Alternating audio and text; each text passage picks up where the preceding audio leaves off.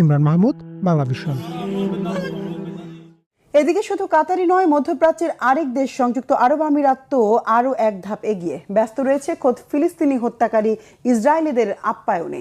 মুসলিম বিশ্ব যখন ফুঁসে উঠেছে গাজা আগ্রাসনের বিরুদ্ধে, তখন আবুধাবিতে জাঁকজমকপূর্ণ নানা আয়োজনে ইসরায়েলের পররাষ্ট্রমন্ত্রীকে বরণে ব্যস্ত আমিরাত সরকার।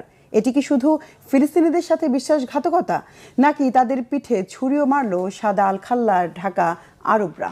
মীর ফজলে রাব্বির ডেস্ক রিপোর্ট। ফিলিস্তিনের গাজা উপত্যকায় দখলদার ইসরায়েলি বাহিনীর হত্যাযজ্ঞ ছাড়িয়ে গেছে নৃশংসতার সর্বোচ্চ মাত্রা। নির্বিচারে গুলি ও বোমাবর্ষণের পর এবার হাসপাতাল ও স্কুল সহ বিভিন্ন স্থান আগুনে জ্বালিয়ে দেওয়া হচ্ছে। গাজাকে খালি করতে ইসরায়েলি সেনারা বুলডুজার এবং খননকারী যন্ত্রের পাশাপাশি মাইন এবং বিস্ফোরক ব্যবহার করে হাজার হাজার ভবন গুঁড়িয়ে দিচ্ছে। ধ্বংস করা হচ্ছে কৃষি